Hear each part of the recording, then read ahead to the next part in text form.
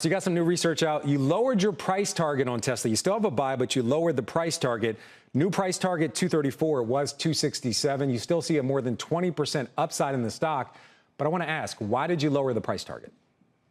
Well, look, the quarter itself had some puts and takes. There was a small improvement in what we call pure auto gross margin, a slowdown in energy storage growth. But the real story was a lack of pinpoint guidance for 2024 unit sales. Like you said, the company talked about a slowdown in growth as it finds itself between growth waves. And our note to clients was a call for patience. We called it a time to bide time.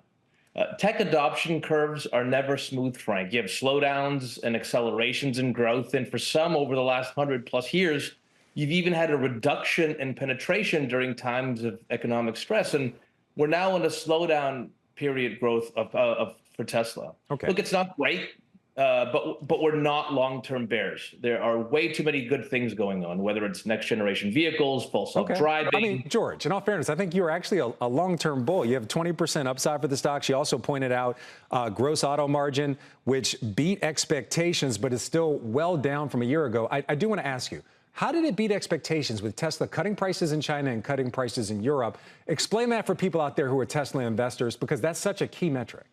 Sure, it's a really good question. It was a very marginal beat relative to expectations. And if you recall, over the last several quarters, we've seen margins come down quite a bit. So we've bottomed, it looks like, but it was a very small bounce. We actually think that in terms of upside catalysts, call it over the next 6 to 12 months, we may see a more material improvement in margins because we don't think the company is going to cut prices as much as they have over the last several quarters. All right, two big questions. Again, your price target is 234. You see a 20% upside over the next year for this company.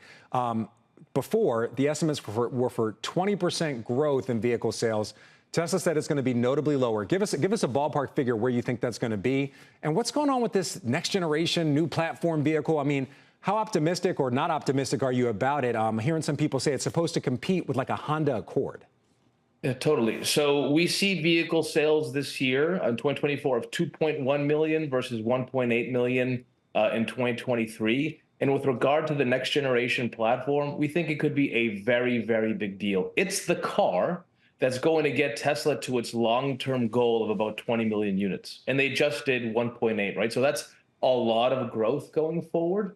And we think that's going to be the mass market vehicle that takes Tesla to the next level.